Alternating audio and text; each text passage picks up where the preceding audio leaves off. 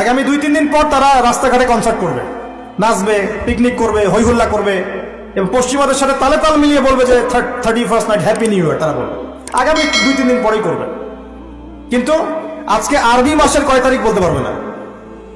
আরবি বর্ষপুঞ্জি আছে না, ক্যালেন্ডার, আরবি নববর্ষ কবে, প্রথম মাসটার নাম কি সেটা বলতে পারবে না।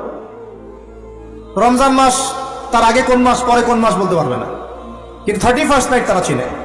তারা লাইলাতুল কদর চিনে না, তারা লাইলাতুল কদর চিনে না, 31st নাইট চিনে। আপনি কোন প্রজন্ম তৈরি করছেন দেখেন। এখানে প্রসঙ্গ যেহেতু এসেই গেল বলে দিই এই কথাটা, পরে ভুলে যাব, যে খ্রিস্টপূর্ব প্রায় 46 সালের দিকে এক ব্যক্তি ছিল, তার নাম ছিল জুলিয়াস সিজার। কি নাম? Julius Caesar. এগুলো আমি আসলে অনেকদিন আগে পড়েছি, আমার মাথায় এত লাইভলি নাই, আর এগুলোর চর্চা করা আমি বন্ধ করে দিয়েছি। আমাদের ফিলোসফি কিছু বই ছিল, এগুলোতে হিস্ট্রিগুলো ঘাটা ছিল সবগুলো, আর হিস্ট্রির একজন গভীর ছাত্র। তো এই জুলিয়াস সিজার নামে এক ব্যক্তি ছিল, যে আসলে সিজার নামক এক দেবতার উপাসনা করত। কথা বুঝতে পারছেন? ওদের অনেক দেবতা ছিল, এরকম একটা দেবতার নাম ছিল সিজার। ওর নামে সে নামকরণ রেখেছে জুলিয়াস সিজার। এই নক্ষত্র পূজারী ছিল, তারার পূজা করত। কথা বুঝতে পারছেন? তো তারার পূজা যে করে সে কি তাওহীদপন্থী না মুশরিক? বলেন, সে কি ইমানদার না কাফের, কোনটা? এখন সে একটা ক্যালেন্ডার ফর্ম করেছিল, এর নাম হলো এই গ্রেগরিয়ান ক্যালেন্ডার বলে। এখানে প্রথম বর্ষ যেটা, এই প্রথম বর্ষতে উৎসব পালন করা শুরু করেছে এই জুলিয়াস সিজার নামক এই ব্যক্তি প্রথম, এবং সে সমাজ এটা চালু করে দিয়েছিল। এরপরে আরো পরে প্রায় খ্রিস্টের জন্মের 800 বছরের দিকে পারস্যের এক সম্রাট ছিল, তার নাম ছিল মনে হয় জামশিদ। জামশিদ। তো এই ব্যক্তি একজন সম্রাট ছিলেন। তো সে আবার এরকম বর্ষ বরণের জন্য একটা মানে উৎসবের আয়োজন করে, তার নাম দিয়েছিল নওরোজ। কি নাম দিয়েছে? নওরোজ, মানে বর্ষ বরণ উৎসব। এভাবে এই পারস্য উপমহাদেশে পুরো জায়গাটায় এই নববর্ষ পালনের সংস্কৃতি চলে আসে। এগুলো হতে হতে হতে আজকে যে দেখছেন আপনি 31st নাইট, এই যে গ্রেগরিয়ান ক্যালেন্ডার, যেটা মানে পশ্চিমারা সারা বিশ্ব শাসন করেছে না, যখন ব্রিটেন সারা বিশ্বকে শাসন করছিল, আমাদের এখানে আমাদের দখল ছিল না। পলাশির যুদ্ধের হিস্ট্রি জানেন না?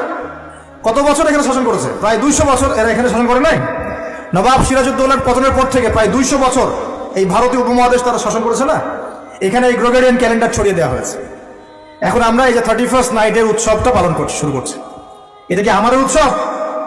এটা কি মুসলমানদের? কাদের হলো তাহলে? পশ্চিমাদের, রোমকদের, পশ্চিমাদের, যাদের সাথে ইসলামের দূর দূর পর্যন্ত কোনো সম্পর্ক নাই। আর নবী সাল্লাল্লাহু আলাইহি ওয়াসাল্লাম কি বলছেন শোনেন। আল্লাহ নবী বলছেন তোমাদের জন্য আনন্দের উৎসব দুইটা। কয়টা? একটা ঈদুল ফিতর, রমজান মাসে সম সাধনার পরে, কিয়ামুল লাইলের পরে, তারাবির পরে, তাহাজ্জুদের পরে, কোরআন খতম দেওয়ার পরে, যাকাত ফিতর দেওয়ার পরে, ত্যাগের এই মাসের পর আমরা একটা আনন্দ করি, ঈদুল ফিতর করি কিনা? সবাই আনন্দ ভাগাভাগি করে নেই, আলহামদুলিল্লাহ। ওই দিন আল্লাহ পাক কি করেন? আল্লাহ পাক রমজানের রোজাদার যারা ছিলেন সবাইকে মাফ করে দেন, আলহামদুলিল্লাহ। মুক্তি পাই আমরা, নাজাত পেয়ে যাই। উৎসব এটা আমাদের, আনন্দ, খুশি আমাদের। আরেকটা হচ্ছে ঈদ আজহা, যখন ওই যে ইসমাইল আলাইহিস সালামকে যে কুরবানি করার মহান স্মৃতি, সেই স্মৃতিকে স্মরণ করে আমরা ইব্রাহিমী চেতনায় আবার কি করি? ঈদুল আজহার এই পশু কুরবানির মধ্য দিয়ে নিজের পশুত্বকে কুরবানি দেই, আল্লাহর সামনে আমরা আত্মসমর্পণ করি, করি কিনা? এই দুইটা হচ্ছে আমাদের উৎসব। এগুলো বাদ দিয়ে নবীজি বলছেন মান তাশাব্বাহা বিকওমিন ফাহুয়া মিনহুম, কেউ যদি তোমাদের মধ্যে অন্য কোনো জাতির সাদৃশ্য অবলম্বন করে, যে যে জাতির সাদৃশ্য অবলম্বন করবে সে তাদের অন্তর্ভুক্ত হয়ে যাবে। নাউযুবিল্লাহ। আমরা কি চাই উম্মতে মুহাম্মাদের অন্তর্ভুক্ত হতে, না ওই পশ্চিমাদের অন্তর্ভুক্ত হতে? পশ্চিমা কারা? যাদের মধ্যে ছেলে ছেলে বিয়ে করা জায়েজ। খুশি হয়েছেন? পশ্চিমা কারা? যাদের মধ্যে ছেলে ছেলে বিয়ে জায়েজ, মেয়ে মেয়ে বিয়ে জায়েজ, পর্নোগ্রাফি সবাই করতে পারে, দেখতেও পারে, মদ পান করা জায়েজ, পরকালের কোনো কনসেপ্ট নাই ওদের, লা ইলাহা ইল্লাল্লাহ কোনো কালিমা নাই, মুহাম্মদুর রাসূলুল্লাহ তারা বিশ্বাস করে না। এমনকি তারা বলছে, কয়দিন আগে বললো মেরি ক্রিসমাস, বলেছে না? যে ব্যক্তি বলেছে মেরি ক্রিসমাস 25শে ডিসেম্বরে, সে ওই দিন স্বীকার করে নিয়েছে যে 25শে ডিসেম্বর আল্লাহ পাক ঈসা আলাইহিস সালামকে জন্ম দিয়েছেন। নাউযুবিল্লাহ। কথা বলে বুঝতে পারছেন না? যখনই আপনি এটা পালন করেছেন, তার মানে ওই দিন আপনি স্বীকার করেছেন যে ওই দিন আল্লাহ পাক ঈসা ইবনে মারিয়াম, আল্লাহর পুত্র, নাউযুবিল্লাহ, তাকে তিনি জন্ম দিয়েছেন। এটা স্বীকার করেছেন আপনি, করছেন না? ওই সভ্যতা অন্তর্ভুক্ত আপনি হতে চান? ওদের সাথে হাসর করতে চান, নাকি নবী সাল্লাল্লাহু আলাইহি ওয়াসাল্লামের সাথে করতে চান? বলেন। এটা আপনাকে বেছে নিতেই হবে। আপনি মুসলমান হয়ে এটা করতে পারবেন না। ইসলাম এই নামকাওয়াস্তে পালন করতে পারবেন না, পালন করলে পরিপূর্ণ পালন করতে হবে। উদখুলু ফিস-সিলমি কাফা, তোমরা পরিপূর্ণরূপে দিনে প্রবেশ করো, তোমরা পরিপূর্ণরূপে দিনে প্রবেশ করো। নামাজও পড়বো, সুদও খাবো, এদিকে জাকাত দিব, আবার এদিকে আমি ঘুষও নিব, এদিকে আমি হজ উমরাও করবো, আবার এইসব পশ্চিমা সংস্কৃতি ধারণ করব, মাদক খাবো, সুদ খাবো, জেনা করবো, ফ্রি মিক্সিং করবো, এইসব মানে হজবরল ইসলাম পালন করে এই যুগে চলবে না। পরিপূর্ণ ইসলাম পালন করতে হবে, আল্লাহ পাক তৌফিক দান করুন। পরিপূর্ণ ইসলাম পালন করতে গেলে কি আমরা এই উৎসব পালন করতে পারবো? এক নাম্বার দেখালাম যেটা ওই জুলিয়াস সিজারের চালু করা এটা পদ্ধতি, নওরোজ যেটা ওই জামশিদের চালু করা পদ্ধতি। আর আমরা মুসলমান হয়ে কিভাবে আমরা অগ্নি পূজারীদের, পশ্চিমাদের এবং ইহুদি নাসারাদের সংস্কৃতি কেমন করে ফলো করতে পারি? আমরা কি সম্ভব? আর নবী যখন বলে দিচ্ছেন মান তাশাব্বাহা বিকওমিন ফাহুয়া মিনহুম, যে যে জাতির সাদৃশ্য অবলম্বন করবে সে তাদের অন্তর্ভুক্ত হয়ে যাবে, তাদের সাথে হাসর হবে। আমি কি তাদের সাথে হাসর চাই নাকি নবীর সাথে হাসর চাই? এবার আল্লাহ পাক কি বলছেন সেটাও শুনে নেন, তারপরে সামনে যাই। খুব গৌর করে শোনেন। আল্লাহ পাক সূরা মাঈদার 51 নম্বর আয়াতে বলছেন। কত নম্বর আয়াত বলেন? কোন সূরা? সূরা মাঈদার কত নম্বর আয়াত? আয়াতটা ভালো করে হজম করেন। আল্লাহ পাক বলছেন ইয়া আইয়ুহাল্লাযীনা আমানু, হে মুমিনগণ। মুমিন কারা? আমরা মুমিন না? আমরা আল্লাহ বিশ্বাস করি না? ফেরেশতায় বিশ্বাস করি না? আসমানি কিতাবে বিশ্বাস করি না? নবী রাসূলে বিশ্বাস করি কিনা? আমরা পরকালে বিশ্বাস করি? আমরা কি ভাগ্যের ভালো মন্দ বিশ্বাস করি? আলহামদুলিল্লাহ আমরা মুমিন ইনশাআল্লাহ। বলেন আলহামদুলিল্লাহ। এই মুমিনদেরকে আল্লাহ পাক বলছেন ইয়া আইয়ুহাল্লাযীনা আমানু, হে মুমিনগণ, লা তাত্তাখিযুল ইয়াহুদা ওয়ান নাসারা আউলিয়া, তোমরা ইয়াহুদ এবং নাসারাদেরকে বন্ধু রূপে গ্রহণ করো না। বা'দুহুম আউলিয়া বা'দ, তারা একে অপরের বন্ধু। ওয়া মান ইয়াতাওয়াল্লাহুম মিনকুম ফাইন্নাহু মিনহুম, তোমাদের মধ্যে কেউ যদি ওদের দিকে মুখ ফিরায় সে আমাদের অন্তর্ভুক্ত না, তাদের অন্তর্ভুক্ত। ইন্নাল্লাহা লা ইয়াহদিল কওমাজ জালিমিন, আর আল্লাহ পাক এই জালেমদেরকে কখনো হেদায়েত করবেন না। মানে আমরা যদি ওদের অন্তর্ভুক্ত হয়ে যাই আমরা জালেম হয়ে যাব, আর এই জালেমদেরকে আল্লাহ পাক হেদায়েত করবেন না। আল্লাহ পাক সূরা বাকারা আরো বলেছেন ওয়ালান তারদা আনকাল ইয়াহুদ ওয়ালান নাসারা হাত্তা তাত্তাবিআ মিল্লাতাহুম, হে নবী তোমার উপরে ইহুদের লোকজন এবং খ্রিস্টানরা কখনোই সন্তুষ্ট হবে না, কখনোই সন্তুষ্ট হবে না যতক্ষণ তুমি তাদের ধর্ম মিল্লাত গ্রহণ না করছো। আপনি ওদের সাথে তালে তাল মিলে নাচ গান করেন, তারা আপনার উপর সন্তুষ্ট হয়ে যাবে। আর আপনি যখন ওদের উপর তালে তাল মিলাবেন না, লা ইলাহা ইল্লাল্লাহ মুহাম্মাদুর রাসূলুল্লাহ নিয়ে থাকবেন, ওরা আপনার উপর সন্তুষ্ট হবে না। আমরা কি দুনিয়াতে ওদের সন্তুষ্টি চাই না আল্লাহর সন্তুষ্টি চাই? যদি আল্লাহর সন্তুষ্টি চাই, নবীর সাথে হাসর করতে চাই, কোন মুসলমান যুবক যুবতী আগামী এই নোংরা অপসংস্কৃতিতে গায়ে গা ভাসাবে না। এই দিনে কোনো কনসার্ট চলবে না, এই দিনে কোনো বেহায়াপনা হবে না, এই দিনকে কেন্দ্র করে কোনো রকমের এই পিকনিক বা ঢাকঢোল পিটানো আর এই যে তোমাদের সাউন্ড বক্সে গান বাজানো কোনো কিছু চলবে না ইনশাআল্লাহ। করা যাবে? মনে রাখবে এই কাজটা ছোট নয়, করার মধ্য দিয়ে আপনি কুফর করছেন। কুফর, আপনি আল্লাহর নবীর হাদিসকে অস্বীকার করছেন, আল্লাহর কোরআনের আয়াতকে অস্বীকার করছেন, আপনি আল্লাহর দুশমনদের সাথে খুশি পালন করছেন। সুবহানাল্লাহ। আল্লাহর যে দুশমনরা সারা বিশ্বে মুসলিমদের উপর নির্যাতন স্টিম রোলার চালাচ্ছে, ওদের সাথে তালে তাল মিলিয়ে আপনি বলছেন হ্যাপি নিউ ইয়ার, মাশাআল্লাহ, আস্তাগফিরুল্লাহ, তওবা আস্তাগফিরুল্লাহ, আল্লাহ পাক মাফ করুন। এবার দেখেন এটা কি আমাদের দেশেরও সংস্কৃতি? এই জিনিসটা কি আমাদের দেশের সংস্কৃতি?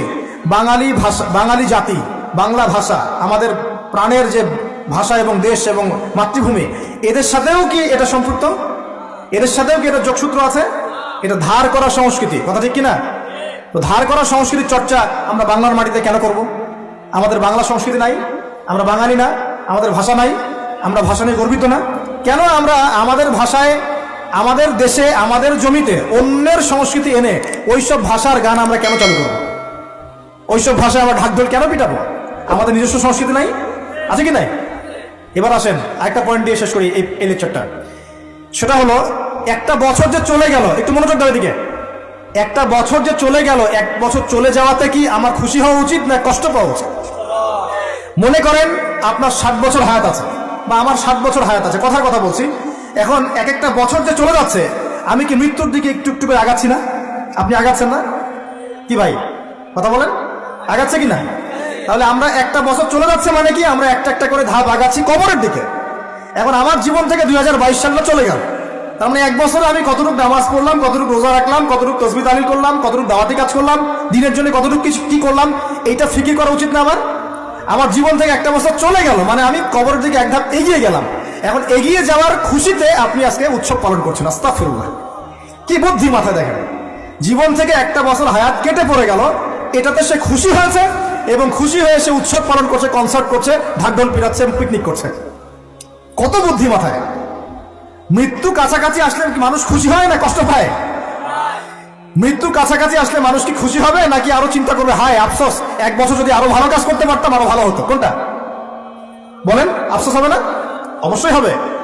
হ্যাঁ, তার মানে এখন আপনি যদি কিছু করতেই চান, এই 31st নাইটে যদি আপনি কিছু করতেই চান, তাহলে আমি বলবো, আমার পরামর্শ, সুন্দর করে ওযু করে আইসা আপনাকে জায়নামাজে দাঁড়াতে হবে।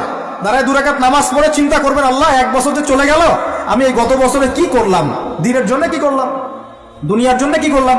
পরিবারের জন্য কি করলাম? কতটুকু জ্ঞান অর্জন করলাম? কয়টা কোরআনের আয়াত শিখেছি 1 বছরে? কয়টা হাদিস শিখলাম? কয় ওয়াক্ত নামাজ ঠিক মতো পড়লাম? রমজানের সওম রেখেছিলাম কিনা? দান সদকা করেছিলাম কিনা?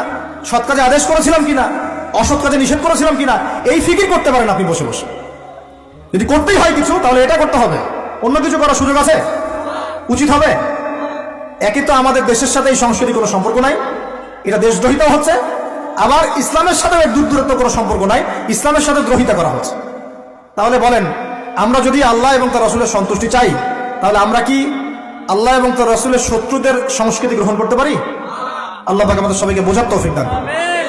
প্রিয় ভাইরা, যারা এই লেকচার শুনবেন অনলাইনেও চলে যাবে ইনশাআল্লাহ, যাদের কানে এই লেকচার যাবে, যদি কিছু করতেই হয়, জায়নামাজে দাঁড়িয়ে, ওযু করে জায়নামাজে দাঁড়িয়ে 2 রাকাত নফল নামাজ পড়ে তওবা করতে পারেন আল্লাহর কাছে, আল্লাহ 1 বছর চলে গেল, কি করতে পারলাম জানি না, আল্লাহ আমাকে পরের বছরটা আরো ভালো করে দিনের জন্য কাজ করার তৌফিক দান। এইটুকু করা যাবে না?